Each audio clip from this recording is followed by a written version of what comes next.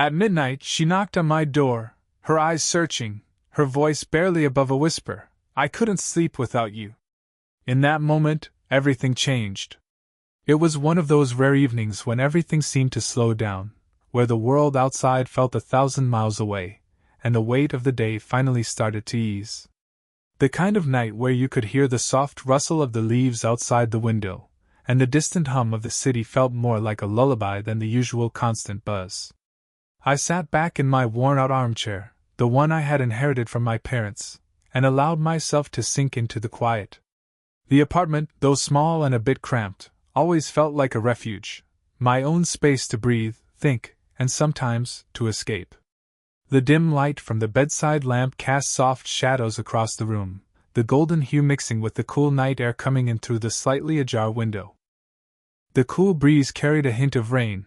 Heavy clouds had rolled in hours ago, but the storm had yet to break. The air felt electric, like the world was holding its breath. I leaned back, one leg propped up on the ottoman, the other stretched out. I was alone, as I always was in the evenings, but tonight something felt different. My thoughts kept drifting back to her, the landlady, Eliza. She was more than just a woman who collected rent every month, though that was how I'd first seen her. On the surface, she was every bit the professional, confident, elegant, graceful even in the way she moved. But there was something in her that made her stand out in a crowd, something deeper that I couldn't quite place.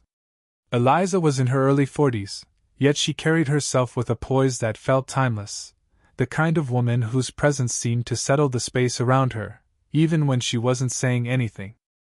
Her dark hair, always perfectly in place, framed a face that was both striking and approachable. She had a quiet beauty, the kind that wasn't immediately obvious but, once noticed, lingered with you. It wasn't just her appearance, though. There was something in the way she smiled, and the way her eyes softened when she spoke, that made you feel seen, even if just for a moment. I tried to keep things professional, of course. I didn't want to complicate what was, after all, just a landlord-tenant arrangement. But there were moments, those quiet, fleeting moments, where our interactions felt charged, like a thin thread stretched between us, just waiting to snap. It wasn't anything obvious, nothing that anyone could call out, but I knew. I could sense it in the way her gaze would linger on mine a second too long when we crossed paths in the hallway, or how she would always pause before leaving, like she was about to say something more but didn't. Tonight, as I sat in the quiet of my apartment, I couldn't help but wonder what those moments meant. Was it just my imagination? Or was there something real between us? I didn't want to think about it too much, didn't want to read into every little glance or brush of the hand, but still, the thought lingered. The faint sound of a clock ticking in the distance seemed to amplify the silence. I closed my eyes for a moment, letting the calm wash over me. But just as the last trace of tension left my body, a soft knock at the door shattered the stillness. I blinked, disoriented.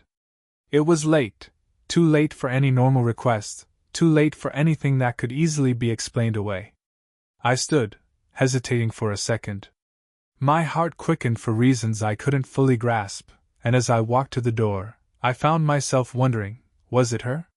The soft knock on the door sent a pulse of electricity straight through me, shattering the tranquility that had settled in my chest.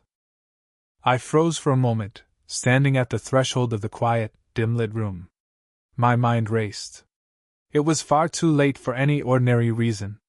The landlady had always been punctual, businesslike, and never once had she appeared unannounced at such an hour. Still, I couldn't ignore the strange sense of anticipation building in my chest as I approached the door. The apartment felt too still, too small suddenly. My fingers brushed against the doorframe as I reached for the handle, each movement feeling slow and deliberate, as though the very act of answering the door was laden with meaning, with some unspoken tension hanging in the air. I pulled the door open, half expecting to see one of the neighbors with a complaint, or a late-night question. But instead, there she was, Eliza.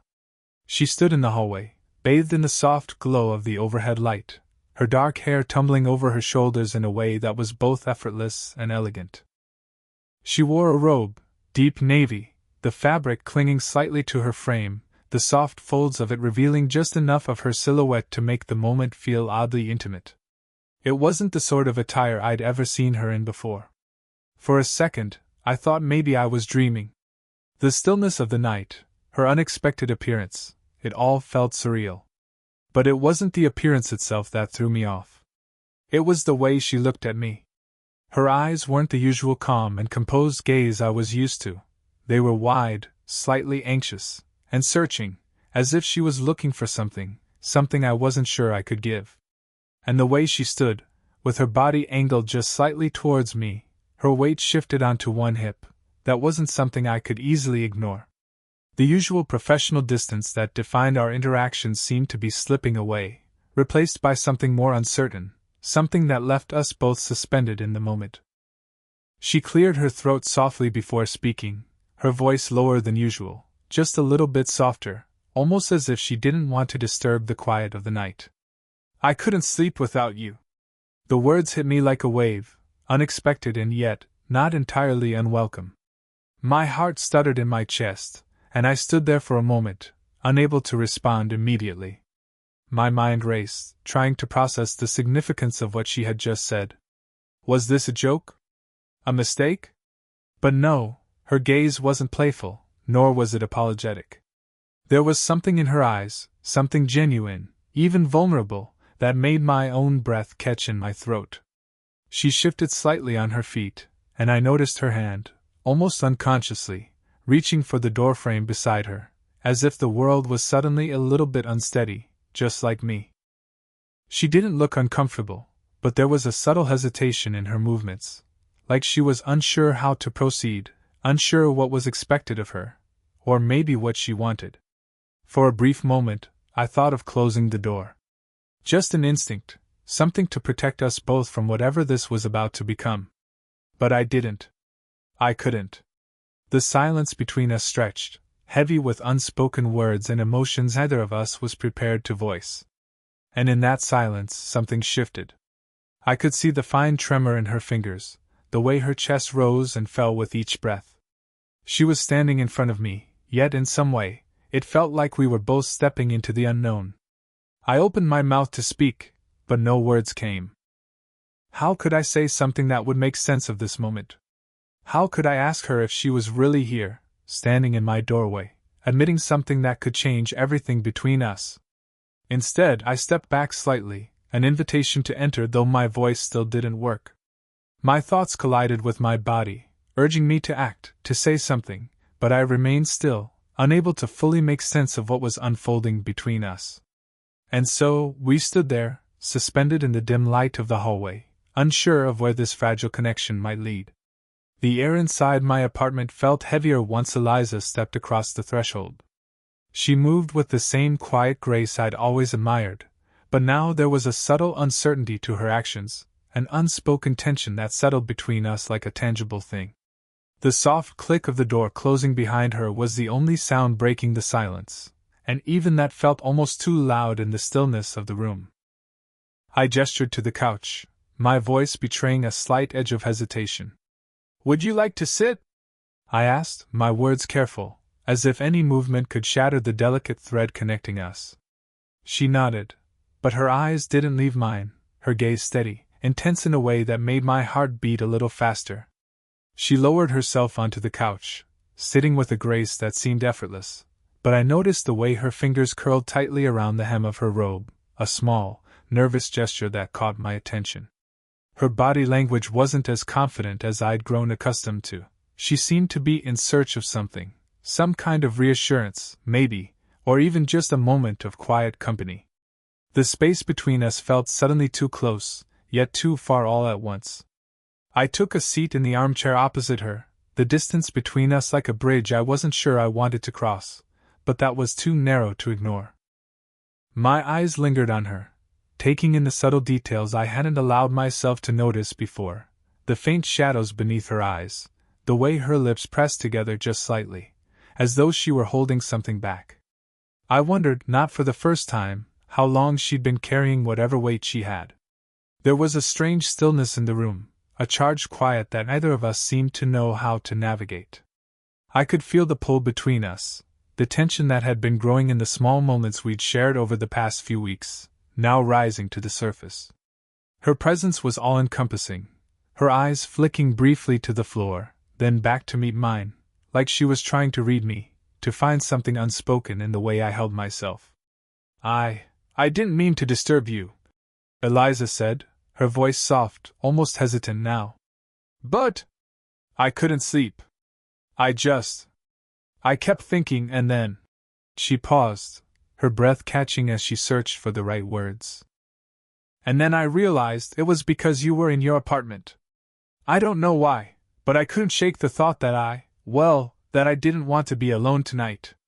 The vulnerability in her words took me by surprise, and I realized then that she wasn't just here because of some momentary lapse of judgment, or a random need for company.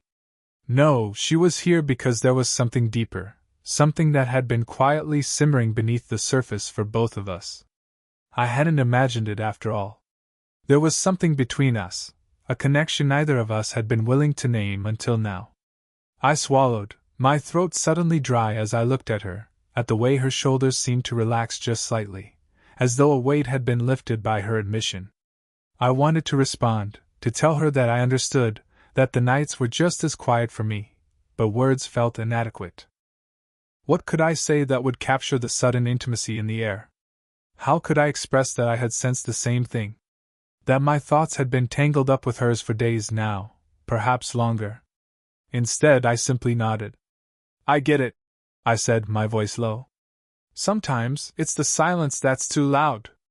She met my gaze again, her eyes searching mine, looking for something that was just out of reach. Her lips parted slightly, as if she might say more, but the words didn't come. The tension between us deepened, and I could almost feel the unspoken desire humming in the air, a quiet acknowledgement that we were both on the edge of something we didn't quite know how to handle. We sat in that space for a moment, each of us lost in the other's presence, the weight of the unsaid hanging between us like a thread just waiting to snap. My hand, resting on the armrest of the chair, twitched.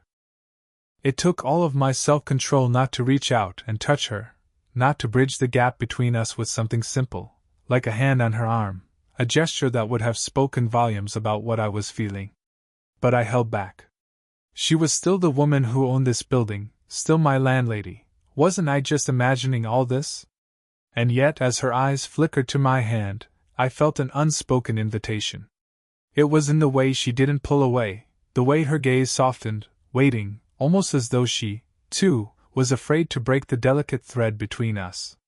In that moment, everything was suspended, neither of us daring to make the first move, yet both of us knowing that something, somewhere between the quiet words and lingering glances, had already begun to change.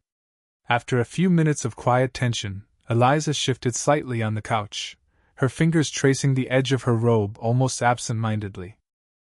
She didn't speak immediately. Instead, she seemed to gather herself, as though choosing her words carefully, testing them in the safe confines of her mind before sharing them aloud.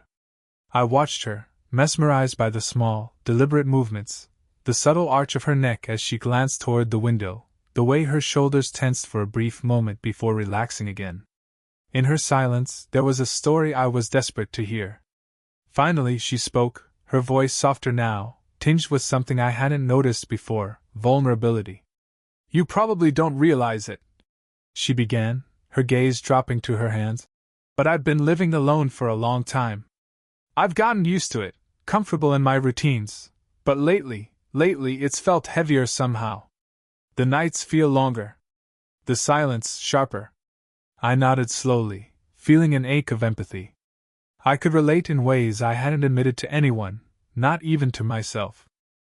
The isolation that came with our own lives often felt like a double-edged sword, freedom on one side, loneliness on the other. Yet, hearing her voice break the careful composure I'd always associated with her was something entirely different. It made her human in a way that left me both protective and deeply drawn. You make it feel lighter," she admitted, lifting her eyes to meet mine, and for the first time, I saw a softness in them that went beyond kindness or curiosity. It was gratitude, yes, but also something subtler, something like relief, as if my presence in her building, in her world, had become a bomb she didn't know she needed until that very moment. Her words hung between us, delicate and fragile, carrying a weight that neither of us had intended to place there. I wanted to reach out, to brush a loose strand of hair from her face, to let her feel the steadiness of my presence. But the moment demanded patience. So I stayed still, letting the silence fill the spaces between her words, letting her comfort in my quiet attention. She shifted closer, not enough to close the gap entirely, but just enough that the warmth of her shoulder brushed against my arm. It was a subtle, unspoken invitation, and my chest tightened in response. Every instinct screamed at me to respond, to let the moment blossom into something tangible, but I knew that rushing it would ruin the delicate trust she was offering. Her voice softened again. I don't usually share this with anyone. Not like this. She paused, letting her gaze wander briefly to the window, then back to me. But tonight I wanted to be honest, to say that having someone nearby, it matters more than I realized. I felt a lump form in my throat, a mixture of tenderness and longing I couldn't fully articulate. Her words were simple, yet profound. They revealed a side of her that few would ever see, a vulnerability hidden beneath years of composure and quiet confidence. And in that vulnerability, there was trust. She was giving me a piece of herself, however small, and it mattered more than I could say. The room felt impossibly still, yet charged, as if the walls themselves were holding their breath. I could feel the subtle warmth of her presence, the steady rise and fall of her breathing, the soft pulse of life that seemed to sync with my own heartbeat.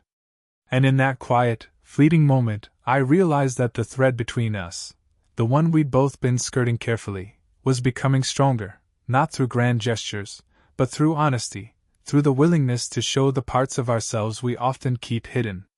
For the first time that night, I allowed myself to meet her gaze fully, letting her see the quiet intensity of my thoughts. No words were necessary.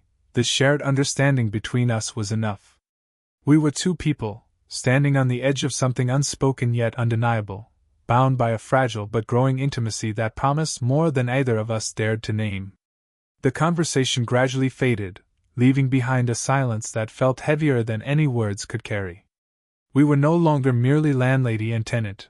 We were two people suspended in the same fragile bubble of awareness, each waiting for the other to make the first move, yet neither daring to cross the invisible line that separated us.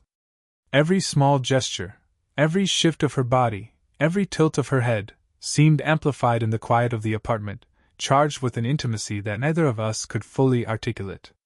Eliza adjusted her robe slightly, the fabric brushing against her skin, and I caught myself noticing the subtle curve of her neck, the gentle slope of her shoulder. She didn't seem aware, or perhaps she was, and it didn't matter, because the space between us suddenly felt electric. My hand twitched on the armrest of my chair, a nervous, almost subconscious impulse. For a fleeting moment, I imagined reaching for her, letting my fingers brush against hers, letting the tension finally find an outlet. But I held back. I wasn't sure she wanted that, not yet. Then it happened, a moment so slight I might have convinced myself it didn't occur if I hadn't felt the warmth of it linger. As I stood to get her a glass of water, our hands brushed. Just a brief touch, accidental, or so it seemed. Her fingers grazed mine as I handed her the glass, and the contact sent a ripple of awareness straight through me. Not a shock, exactly, but a spark, a reminder that every interaction between us carried more weight than either of us had admitted. She didn't pull away immediately. Instead, her hand lingered for the briefest of moments against mine. The contact was fleeting, yet it said more than words could: curiosity, longing, the silent acknowledgement of a connection that was no longer just imagined. Her eyes met mine, searching, questioning, and in that glance, I could see the same mixture of restraint and desire reflected back at me. The air in the room seemed to shift. The soft glow of the lamp accentuated the contours of her face, the warmth radiating from her presence brushing against my skin in a way that felt almost tactile. The faint scent of her perfume, jasmine, light but persistent, wafted toward me as she accepted the water, and I noticed the subtle tremor in her fingers as they wrapped around the glass. She was as aware of me as I was of her, and the knowledge made my pulse quicken. We didn't speak, words were unnecessary. The silence was full, rich, a dialogue of glances, gestures, and breaths. The simple act of being near her was enough to create a tension that pulsed in the air, a delicate rhythm of restraint and anticipation. Her lips parted slightly, and for a moment I thought she might say something, but she only smiled faintly, a gentle acknowledgement of the shared awareness between us. As I returned to my chair, I noticed the way she adjusted her position on the couch, shifting subtly closer, just enough that the warmth of her body brushed against the edge of mine. The contact was minimal, almost imperceptible, yet it carried a weight that neither of us could ignore. Each small motion, the tilt of her head, the light movement of her shoulders, seemed to speak volumes, a silent confession of feelings that both terrified and thrilled us. In that quiet, suspended space, it became clear, the desire between us wasn't loud or overt. It was subtle, patient, simmering beneath every glance, every accidental brush of hands, every fleeting touch. And in that moment, I realized the most powerful part of intimacy wasn't in grand gestures or declarations. It was in the quiet, unspoken acknowledgement that we both wanted something more, even if either of us had the courage to name it yet. The apartment had grown quieter, the kind of silence that carries weight instead of emptiness. The storm outside had yet to arrive, but the faint sound of wind brushing against the windows made the room feel cocooned, as if the world beyond had been temporarily erased. We sat there, Eliza on the couch and I in the armchair, the space between us filled with something neither of us dared to define. Words felt unnecessary. Every glance, every subtle movement, was already speaking volumes. Her gaze lingered on me, softening in a way that left me unsteady. I noticed the slight tilt of her head, the way the corners of her mouth curved, hesitant yet inviting, as though she was silently asking me to see her fully, beyond the composed landlady I'd always known. The air seemed warmer, heavier, carrying the quiet intimacy of two people who had crossed the line from casual acquaintance into something far more personal. I'm glad you're here tonight, she said finally, her voice low, carrying a timbre of honesty that cut through the tension. Her hand moved slightly, brushing against the edge of the couch cushion as if seeking something to ground her. I didn't realize how much I needed company until I saw you. There was a pause, a breath held between the words, that made my chest tighten. She wasn't asking for reassurance, she was offering herself in a way that felt both tentative and complete.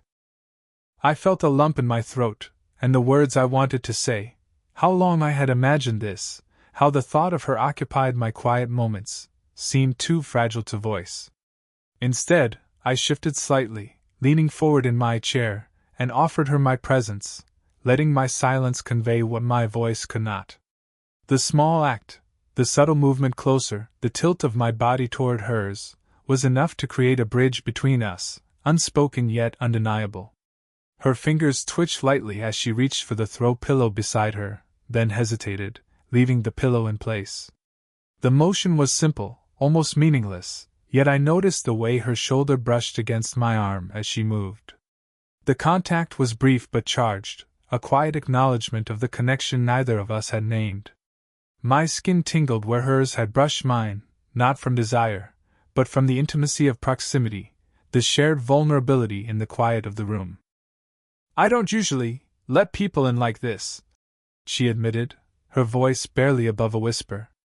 Not like this. Not emotionally. But tonight I wanted to be honest. I wanted to let someone see me, even if only for a few hours. Her eyes met mine again, steady and searching, as though measuring whether I would meet her honesty with the same openness. I reached out slowly, just a fraction of an inch, letting the tip of my finger brush hers. It was a tentative gesture, but she didn't pull away. Instead, her hand remained near mine, hovering in that delicate space that carried more weight than words ever could. The warmth of her skin was immediate, grounding, and it brought with it a quiet thrill, the kind that comes from sharing something deeply human, something unguarded, with another person. We sat like that for a long moment, connected not by confession or declaration, but by the simple act of being present for one another. In that gentle, lingering silence, I realized that intimacy wasn't about rushing, or about grand gestures. It was about noticing the subtle details, the fleeting touches, the quiet acknowledgments of presence. It was about trusting someone enough to exist in the same space without needing to fill it with words. And in that suspended moment, I felt it, the undeniable bond between us, the fragile, growing connection that promised more than either of us had expected. It was quiet, tender, and irrevocable. We didn't need to say anything. We just knew. Eventually, the night grew older, the soft hum of the city beyond the apartment window fading into near silence. The storm that had been gathering outside earlier had passed, leaving the air cool and clean, carrying the faint scent of rain through the slightly open window. The apartment, once filled with the delicate tension of unspoken words and lingering glances, now held a calm warmth, a quiet afterglow of shared vulnerability. Eliza rose from the couch, her movements slow and deliberate, as though savoring the moment before stepping back into the ordinary world. She smoothed the folds of her robe, the familiar poise returning to her posture, yet something subtle in her expression betrayed the night's intimacy.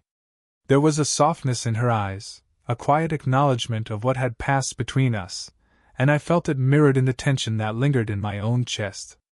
"I should go," she said, her voice gentle, almost hesitant. "Thank you for tonight." The words were simple, yet laden with layers of meaning. She didn't have to explain further. I understood. This wasn't just about company on a sleepless night. It was about connection, trust, and the delicate opening of hearts that had long remained guarded. I stepped closer, instinctively, wanting to offer something in return, words, a gesture, even just the presence of my own sincerity. Our hands brushed as she reached for the door, not in haste, but with a lingering familiarity that neither of us wanted to break. It was a small, fleeting touch, yet it carried the weight of everything unsaid: desire, trust, respect, and the quiet promise of more. She paused at the doorway, turning slightly to meet my gaze. There was a fleeting smile, one that wasn't casual or polite but intimate, warm, and genuine. Her eyes held mine a moment longer than necessary, and in that instant, everything felt suspended. I could sense her thoughts dancing at the edges of vulnerability and longing, just as mine had been all night. "Good night," she whispered, a word so ordinary yet imbued with unspoken understanding. As the door closed softly behind her, the apartment felt emptier, yet paradoxically fuller. The warmth of her presence lingered, the faint scent of jasmine clinging to the air, a reminder that some connections couldn't be measured by proximity alone. I remained still for a few moments, letting the night settle, letting the quiet of the room wrap around me like a comforting blanket. I thought about the way she had trusted me, about the way our unspoken desires had been acknowledged without rushing, without crossing boundaries. There had been no confessions, no dramatic declarations, just the honest, human moments that made the night unforgettable. The gentle brush of hands, the shared glances, the quiet vulnerability that had finally been offered, it was enough to change the way I saw her, and perhaps even the way she saw me. As I moved toward the window and looked out at the city, the streets glistening faintly under the remnants of rain, I realized that something had shifted between us. A bond had formed, subtle yet undeniable, one built not on urgency or grand gestures, but on trust, presence, and the courage to be vulnerable. And I knew, with quiet certainty, that this was only the beginning. Our story wasn't a fleeting night, it was a slow burn, unfolding at its own pace. The promise wasn't loud or declared, it was in the lingering glances, the small touches, the moments of quiet understanding that we would carry forward. It was a promise that something deeper was waiting, patiently, just around the corner, ready to grow as we allowed it. In that serene stillness, I felt a strange kind of peace. The night had brought us closer, not with fireworks, but with something far more lasting, a quiet, tender connection that neither of us would forget. And for the first time in a long while, I smiled to myself, knowing that when she returned, whether tomorrow or the next night, the space between us would feel just a little warmer, just a little more ours.